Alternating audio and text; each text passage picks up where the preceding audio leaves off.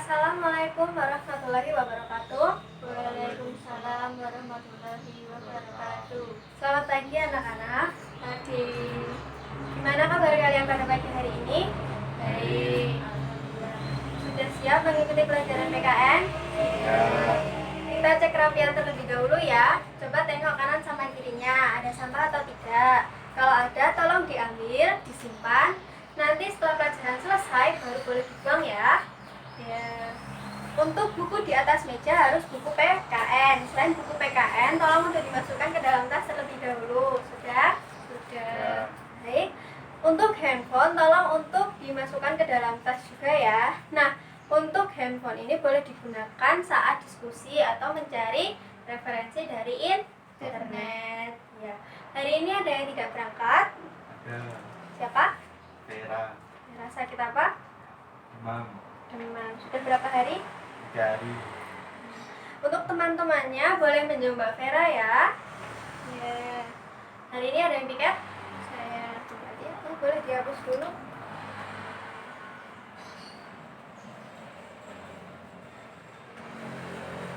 Terima kasih Mbak Tia. Sebelum memulai pelajaran pada pagi hari ini, sebaiknya kita awali dengan berdoa. Ketua kelas boleh memimpin doa.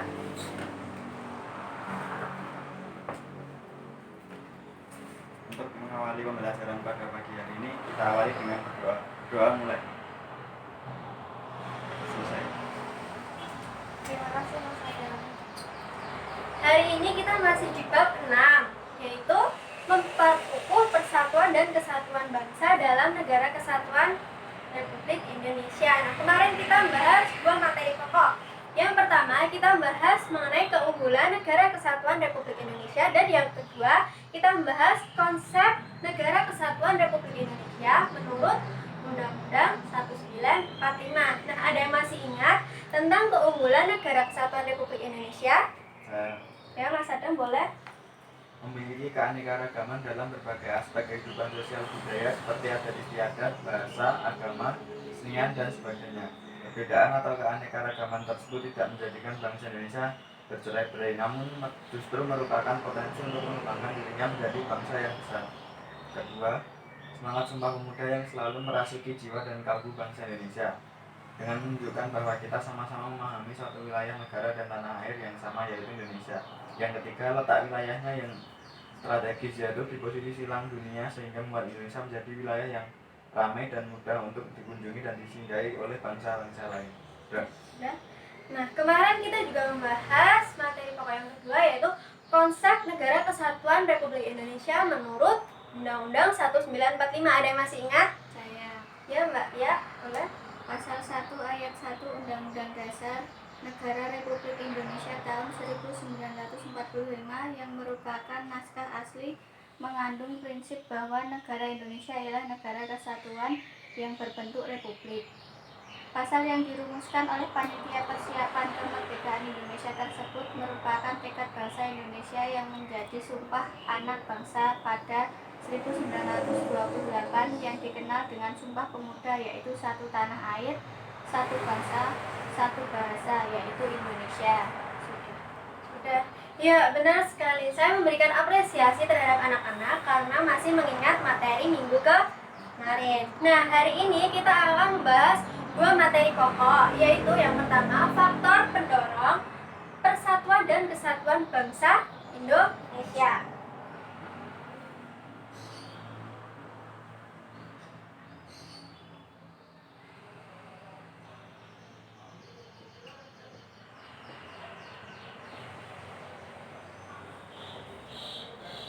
Lalu yang kedua kita akan bahas mengenai faktor penghambat persatuan dan kesatuan bangsa Indonesia.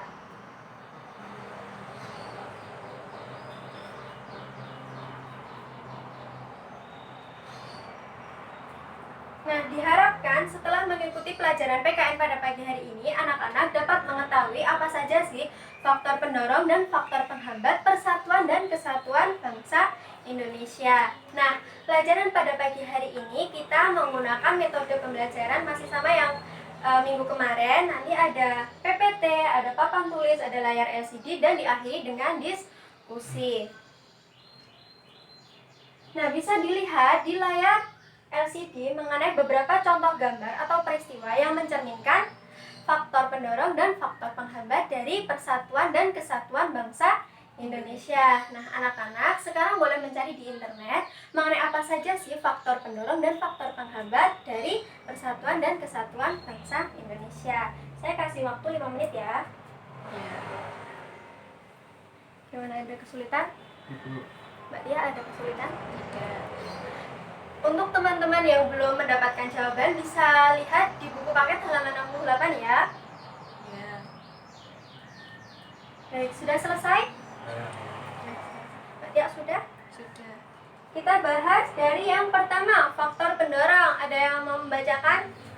Saya. Ya, Mas Adam boleh.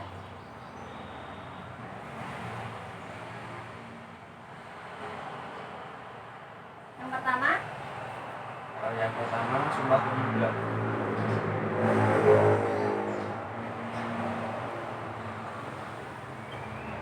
Mbak. Nilai-nilai Pancasila. Yang ketiga, Bhinneka Tunggal Ika.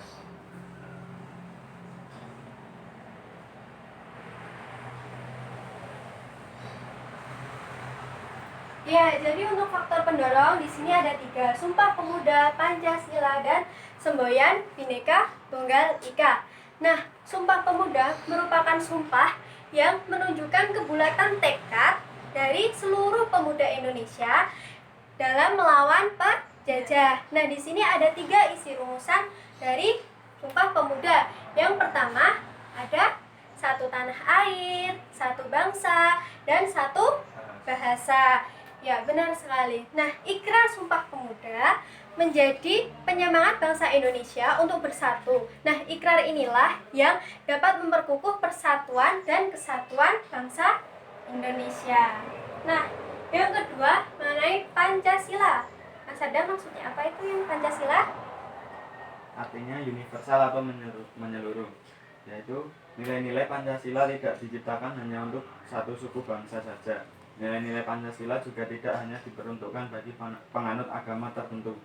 Akan tetapi, nilai-nilai Pancasila berlaku dan menjadi pedoman hidup rakyat Indonesia tanpa memandang perbedaan suku, bangsa, agama, budaya, bahasa, dan lain-lain. Nah, benar sekali. Lalu yang ketiga, Bhinneka Tunggal Ika. Nah, bisa kita lihat bahwa Indonesia ini memiliki wilayah yang sangat luas dan memiliki berbagai keanekaragaman agama, suku, budaya, agama, dan yang lainnya. Nah, dengan adanya keberagaman ini, Indonesia ini dipersatukan dengan satu semboyan, yaitu Bhinneka Tunggal Ika. Artinya apa? Berbeda-beda tetapi tetap satu. Ya, benar sekali. Nah, selanjutnya kita bahas mengenai faktor penghambat. Ada yang sudah selesai? Ya, Mbak Tia, boleh disebutkan? 1. Kebinekaan atau keberagaman. Lalu yang kedua, Munculnya gejala etnosentrisme. lalu yang ketiga, Melemahnya nilai budaya bangsa.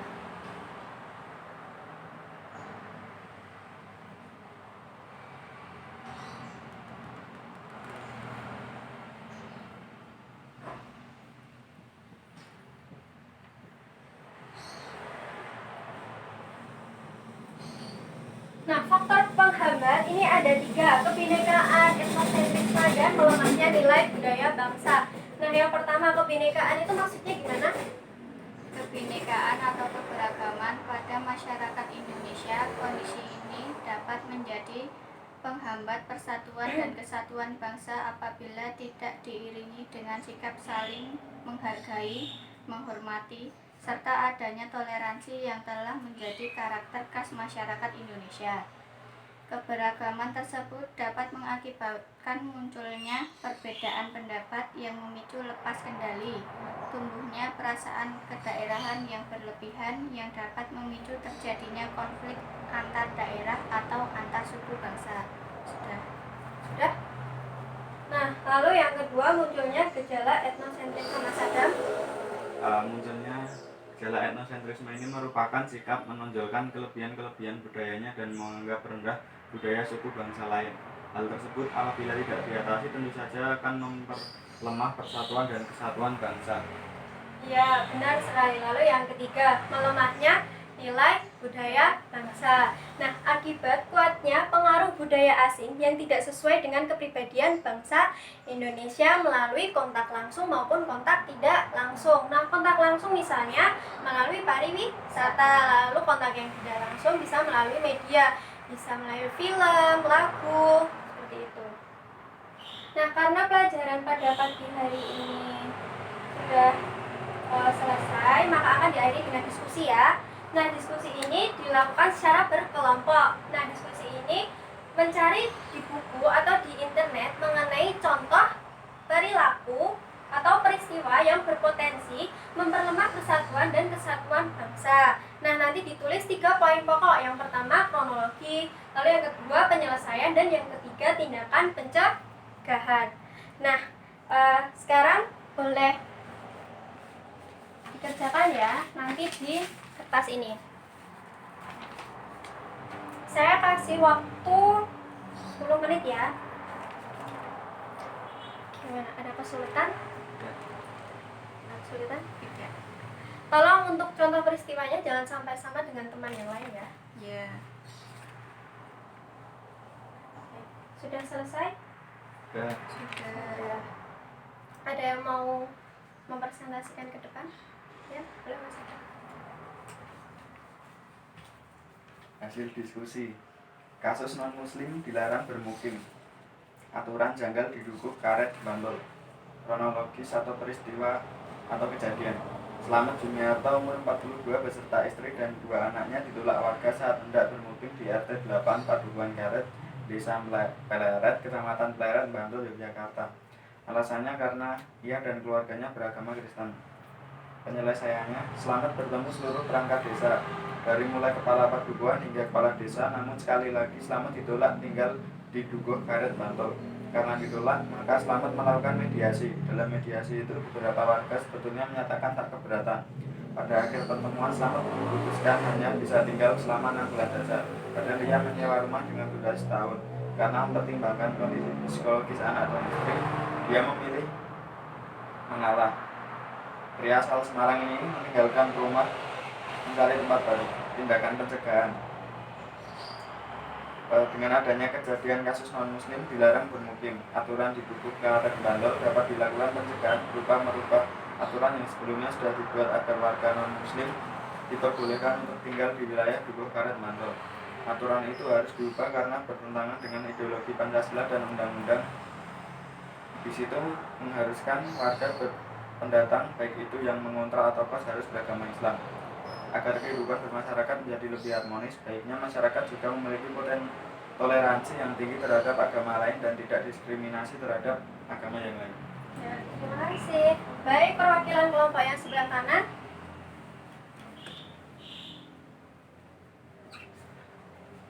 Kasus tawuran warga Manggarai dan Menteng Trenggulu. Kronologi peristiwa kejadian. Aksi tawuran antar warga di kawasan Manggarai, tepatnya di depan Pasar Raya Manggarai pada Selasa sore, diduga dipicu oleh ulah provokator di media sosial. Ada geng di medsos yang jadi provokator. Penyelesaian dengan cara pertemuan antar warga dengan camat dan lurah untuk mengatasi tawuran yang melibatkan 3 kelompok warga di Manggarai akan difasilitasi oleh pemerintah setempat, akan segera mengumpulkan lurah RT dan RW-nya. Mencari tahu mengapa warga tawuran agar terjadi seperti itu tidak akan terjadi lagi. C. Tindakan pencegahan. Mengoptimalkan patroli keliling serta penjagaan di posko terpadu yang melibatkan 3 pilar, yaitu Polri, TNI, dan Satpol PP dari unsur kecamatan untuk upaya-upaya pengamanan di lapangan guna mencegah terjadinya peristiwa serupa. Agar hal ini tidak terulang lagi, maka tindakan pencegahan dapat dilakukan dengan adanya sebuah kegiatan-kegiatan positif seperti kegiatan bakti sosial, musyawarah dalam mengambil suatu tindakan, mengadakan kegiatan rutinitas pengajian yang bersifat silaturahim, lalu dengan cara mediasi atau membuka komunikasi antar pihak yang sedang terlibat konflik.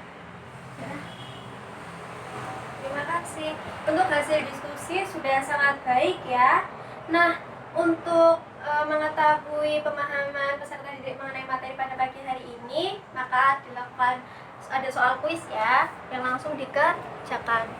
Ada 5 soal pilihan ganda ya mengenai materi pada pagi hari ini, boleh dikerjakan terlebih dahulu. Gimana, ada kesulitan? Tidak. Ada kesulitan? Nah, saya ambil ya, udah selesai? Ya.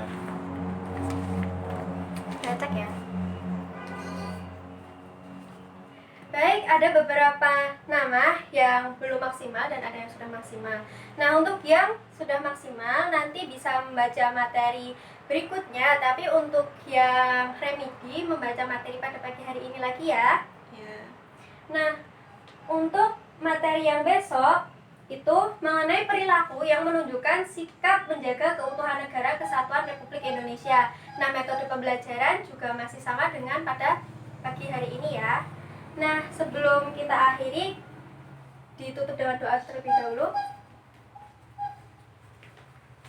Untuk menutup pembelajaran pada pagi hari ini kita berdoa terlebih dahulu. Berdoa dimulai.